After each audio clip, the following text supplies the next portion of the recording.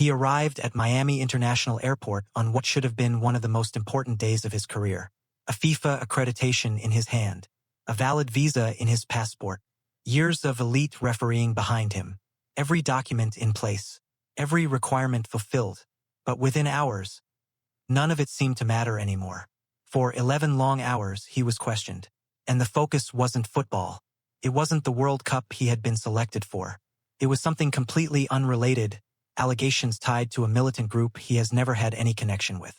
After hours of questioning, no clear resolution followed. Instead, he was placed in a holding room, then escorted out of the system, then put on a flight leaving the country. And just like that, one of Africa's most decorated referees never stepped onto the stage he had spent his entire life preparing for. But what happened next is what turned this from a personal setback into an international story. Because silence didn't last long. Within hours, reactions started coming in not from FIFA, but from outside it.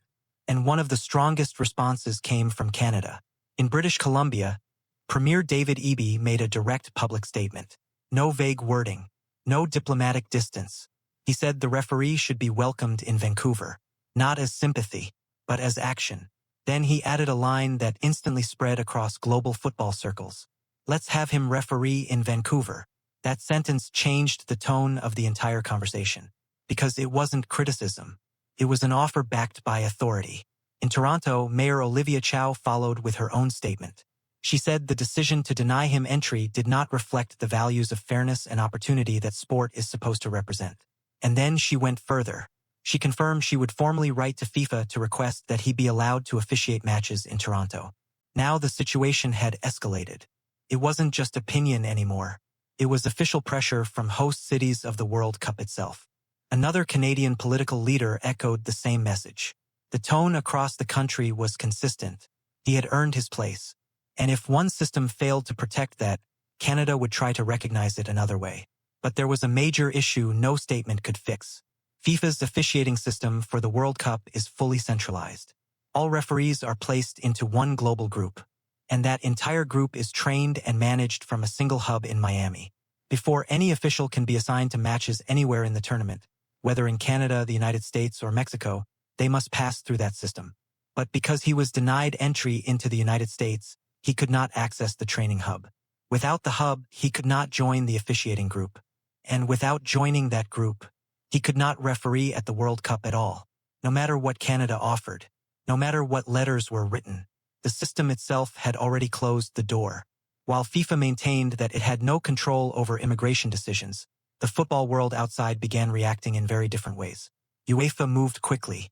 They appointed him to officiate a major European final later that year, one of the biggest matches outside the World Cup. It was a clear signal. His career was not ending here. It was being redirected. The Confederation of African Football also publicly supported him, praising his achievements and standing behind his record. In Somalia, the reaction was even more emotional. When he returned home, he was met not with silence, but with crowds. Stadiums filled with people who came not for a match, but for him. A nation welcoming back a referee the world stage had just excluded. FIFA later confirmed he would not participate in the tournament. Their reasoning remained consistent. Visa and entry decisions are controlled by host nations, not the governing body. They also confirmed he would still receive full payment for the tournament. Every fee, every bonus, even without officiating a single match. A rare financial acknowledgement that he had earned his place. But not a change in outcome, not a reversal, just compensation. So the picture became clear. One referee selected among the best in the world. Denied entry at the border of a host country. Supported by European football, publicly welcomed by Canadian leaders, backed by his own nation, paid in full by FIFA, but still unable to step onto the World Cup field. And through all of it, FIFA's position remained unchanged. No intervention, no reversal, no structural adjustment. But the question that remains the same. What makes this story bigger than one individual is what it reveals about the system behind global tournaments. Was this just an isolated immigration issue? Or is it a sign that centralized tournament structures may not fit multi-country World Cups anymore? Because when a referee selected by the world's governing body can still be removed before the tournament begins, the problem is no longer about talent or qualification. It becomes about design. And that's where the real debate begins. Will this moment lead to change in how future tournaments are organized? Or will it become another story football remembers briefly before moving on? If this made you think, you already know what to do. Like, subscribe, and share your thoughts in the comments. Because in football, stories like this don't disappear. They just wait for the next whistle.